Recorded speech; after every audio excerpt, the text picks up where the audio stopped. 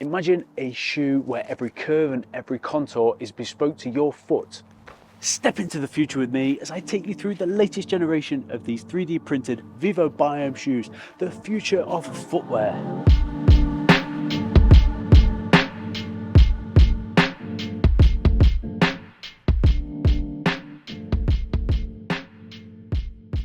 In a world of overly cushioned, hyper-designed shoes, Vivo are leading with foot-led, not fashion-led designs, allowing you to move as nature intended, giving you that freedom of movement with a flexible shoe, and keeping you connected through the different environments that you encounter in life. These aren't just shoes, they are a bespoke experience for your feet, designed to enhance every step, giving you more connection through your daily activities, whether that's out for a walk, going to the gym, or just moving through daily life. Not only are they creating a bespoke shoe for you, they are paying attention to the end of life, because inherently when we make products there is a cost. There is a energy cost and there is also a material cost, using as few new materials as possible, but also for end of life, giving these shoes the capacity to be sent back and turned into new shoes.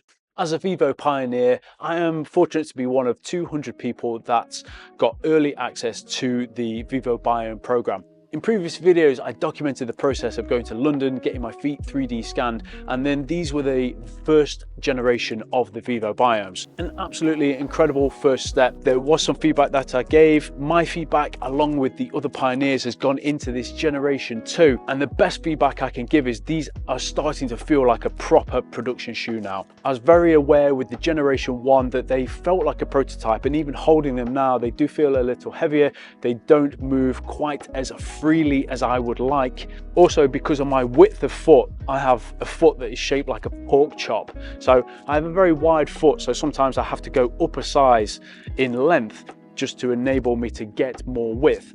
And so that was one of the options that I was able to select, to go wider on the overall shape of the shoe. The generation 1, the sole itself wasn't very good in wet. I found that I didn't quite trust it if I was out for a run or if the ground was slightly damp. I wanted more grip, more traction, because I highly regard how much connection I have to the ground. They have a slightly revised pattern, so they are better at shedding water when it is wet. They've reduced the overall thickness of the shoe itself, so that gives a better feeling. You can see on this first generation, it does bend, but I'm getting a lot of resistance, especially through this heel cup. It will go. Versus the generation 2, with the reduced sole thickness, a lot easier. And I can definitely feel that when I'm wearing the shoe. The closest current shoe that they have on the market is the Primus Lite, and these for me are my favorite consumer shoe. So this for me is the benchmark of which I compare not just all Vivos but all barefoot shoes.